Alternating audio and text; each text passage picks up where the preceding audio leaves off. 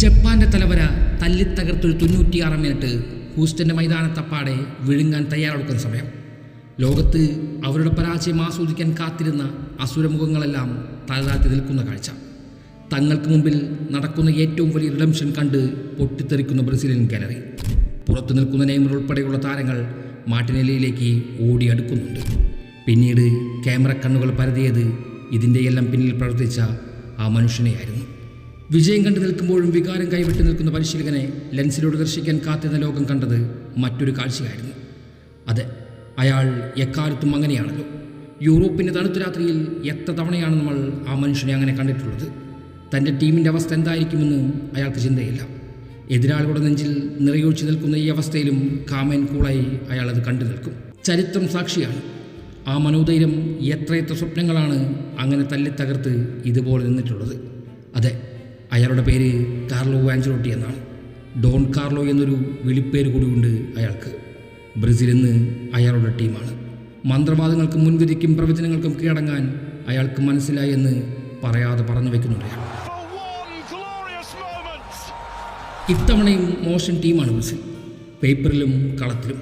പക്ഷേ അവരോടെല്ലാം ഇങ്ങനെ പറയണം, ഈ വേൾഡ് കപ്പിലെ ഏറ്റവും മികച്ച ടീം ബ്രസീലാണ്. തീരുമാനങ്ങൾ വിജയിച്ചു നിൽക്കുന്ന സംഘം. മൊറോക്കോയുടെ സെൻസേഷൻ ഫുട്ബോളിനോടും വേഗതയോടും ഡിഫൻസ് ഗെയിം കളിക്കാൻ ഒരുങ്ങുകയായിരുന്നു. ഹെയ്തിയോട് സ്വാതന്ത്ര്യം അനുഭവിച്ചു. സ്കോട്ട്ലൻഡിനോട് പൊസിഷൻ ഗെയിമിങ്ങും. മൂന്നിലും 3 തരത്തിലായിരുന്നു കാര്യങ്ങൾ. അത് വിജയിച്ചു നിൽക്കുമ്പോൾ മുന്നിൽ ജപ്പാൻ എന്നൊരു വലിയ കടമ്പ വന്നു നിൽക്കുന്നു. വിമർശകരും മീഡിയകളും കോൺട്രവേഴ്സികൾ നിറച്ചൊരു കുക്കർ ചൂളമടിച്ചുകൊണ്ടേയിരുന്നു. എന്നാൽ ബ്രസീൽ ശാന്തമായിരുന്നു. എല്ലാ വെല്ലുവിളികളും സ്വീകരിച്ച് കളമൊരുങ്ങുന്നേരം അവർ കാത്തിരുന്നു. കാരണം നാവുകളല്ല, മറിച്ച് കാലുകളാണ് ഫുട്ബോളിൽ എല്ലാം തീരുമാനിക്കുന്നത്. പൂർണ്ണ നിയന്ത്രണം ബ്രസീലിൻ്റെ കൂടെയായിരുന്നു. എന്നിട്ടും 29-ാം മിനിറ്റിൽ സനയുടെ ഗോളിൽ പുറകിലാകുന്നത് കാണാം. മന്ത്രവാദങ്ങളും പ്രവചനങ്ങളും ശരിയെന്ന് ലോകം വിശ്വസിച്ച് കഴിഞ്ഞു. പിന്നെ രണ്ടാം പകുതിയിലാണ് കളി. ഹൂസ്റ്റൺ അന്നേരം വരെ കാണാത്ത കനേറിയൻ ടോട്ടൽ ഫുട്ബോൾ ജപ്പാൻ്റെ ഉള്ളു പൊള്ളിക്കുന്നത് കാണാം. ഡിഫൻസ് ഗെയിം ജപ്പാൻ കളിക്കുകയായിരുന്നില്ല, മറിച്ച് പേടിച്ച് വിരണ്ട് ഡിഫൻസിലേക്ക് വലിയുകയായിരുന്നു. അതിനിടയിൽ എത്ര തവണയാണ് നെഞ്ചെടുപ്പ് കൂട്ടിയത്. ജപ്പാൻ താരങ്ങൾ തങ്ങളുടെ പരിശീലകനെ നോക്കി. പക്ഷേ മുറിയാസുവിൻ്റെ പേപ്പറിലും പേനയിലും അതിനെതിരെ കുറിക്കുവാൻ പ്ലാനുകൾ ഉണ്ടായിരുന്നില്ല. കാരണം ഈ കളിയുടെ നിയന്ത്രണം മറ്റൊരാളുടെ കയ്യിലായിരുന്നു. ബ്രസീലിന് ഒരു ഗോൾ അനിവാര്യമായ സമയത്ത് പലരും പ്രതീക്ഷിച്ചത് നെയ്മറിൻ്റെ എൻട്രി ആയിരുന്നു.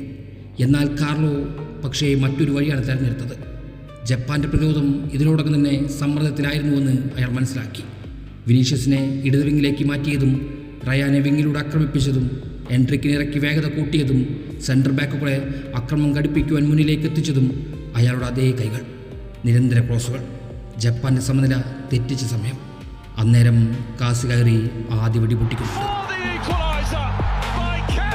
ജപ്പാൻ ഡിഫൻസിനെ പതിയെ തുറന്നുകൊണ്ടിരുന്ന സമയം ആഞ്ചലോട്ടി കൂനെ പിൻവലിച്ച് മാർട്ടിനെ ഇറക്കി വിടുന്നത് കാണാം. കൂനെ മോശമായി കളിച്ചതുകൊണ്ടല്ല, പക്ഷേ ആ സമയത്ത് ടീമിന് വേണ്ടിയിരുന്നത് മാർട്ടിനെല്ലിയുടെ വേഗതയും ഊർജ്ജവുമായിരുന്നു. അയാളത് തീരുമാനിച്ച് ഉറപ്പിച്ചിരുന്നു. മാർട്ടിനെല്ലി ഇടതുവശത്ത് വിനീഷ്യസിന് മികച്ച പിന്തുണ നൽകി. ജപ്പാൻ്റെ കൗണ്ടർ അറ്റാക്കുകൾ തടയുകയും അതിലൂടെ ബ്രസീൽ ഇടതുഭാഗത്തെ സമ്മർദ്ദം കുറയ്ക്കുകയും ചെയ്തു. എൻട്രിക്ക് ഒരു ഡിഫൻഡറെ പുറത്തേക്ക് വലിച്ചപ്പോൾ ആ ഒഴിവായ ഇടയിലേക്ക് മാർട്ടിനെല്ലി കൃത്യമായി പ്രവേശിക്കുന്നത് കാണാം. ജപ്പാൻ പ്രതിരോധത്തിന് അതിന് മറുപടി ഉണ്ടായിരുന്നില്ല. ഇതോടെ വിനീഷ്യസിന് പ്രതിരോധ ചുമതലകളെ കുറിച്ച് ചിന്തിക്കാതെ സ്വന്തം സ്വാഭാവിക കളി പുറത്തെടുക്കാൻ സാധിച്ചു. വിങ്ങിലൂടെ ആക്രമിക്കാനും ഡ്രിബിൾ ചെയ്യാനും കൂടുതൽ സ്വാതന്ത്ര്യം ലഭിച്ചു. ഇഞ്ചുറി ടൈമിൽ അറ്റാക്കിൽ നിന്ന് രക്ഷപ്പെട്ടുവെന്ന് ജപ്പാൻ വിശ്വസിക്കുന്നുണ്ട്. പക്ഷേ ബോൾ വിൻ ചെയ്ത ജപ്പാൻ താരത്തിൻ്റെ കാലുകൾക്കിടയിലൂടെ എൻട്രിക്കിൻ്റെ ബിഹൈൻഡ് ടച്ച് റയാനിലേക്ക്, ശേഷം ഗുംറസ്. ഡിഫൻസിനെയെല്ലാം വകഞ്ഞു മാറ്റി മാർട്ടിനെല്ലിയെ കണ്ടെത്തുന്നതും മാർട്ടിനെല്ലി തൊടുക്കുന്നതും നിമിഷം നേരം കൊണ്ടായിരുന്നു.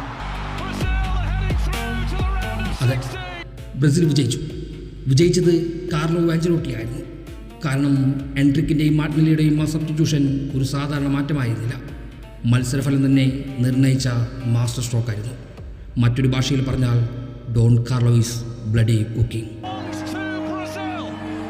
വിധി എഴുതാൻ കാത്തിരിക്കുന്നവർ ഭൂതകാലത്തിൽ അവർ ചെയ്തു വെച്ച ചെയ്തികളെല്ലാം ഓർക്കേണ്ടതുണ്ടായിരുന്നു. 5 എണ്ണം ഇങ്ങനെ ഷെൽഫിലിരിക്കുന്നത് എങ്ങനെയാണെന്ന് ചിന്തിക്കണമായിരുന്നു. അവരുടെ മുൻ തലമുറക്കാരുടെ പ്രീവിയസ് ഹിസ്റ്ററികളെല്ലാം തപ്പിപ്പിടിച്ച് വായിക്കണമായിരുന്നു.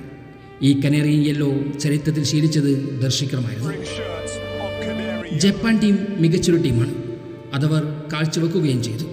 പക്ഷേ സ്പോർട്സ്മാൻ സ്പിരിറ്റിനും അപ്പുറം സഹിക്കാൻ കഴിയാത്ത വായാട്ടം നടത്തുമ്പോൾ അത് ആരോടാണ് എന്ന് മാത്രം ശ്രദ്ധിക്കേണ്ടതുണ്ട്. അങ്ങനെ ഇതുവരെ ചിന്തിച്ചവരുടെ ചിതയ്ക്ക് തീ കൊടുത്താണ് എക്കാലവും അവരുടെ രീതി, അവരുടെ ശീലം. കാരണം സാമ്രാജ്യങ്ങളുടെ വാളുകളേക്കാൾ മൂർച്ചയുണ്ട് ബ്രസീലിൻ്റെ ചരിത്രങ്ങൾക്ക്. ജപ്പാൻ്റെ തെരുവുകൾ ഇനിയത് ഒരു കാലത്തും മറക്കുകയില്ല. അതെ, ആഞ്ചലോട്ടി തയ്യാറാണ്. 6ാം കിരീടമെന്ന അസുവർണ നേട്ടത്തിലേക്ക് ബ്രസീലിനെ കൊണ്ട് അയാൾ തേടി വരികയാണ്.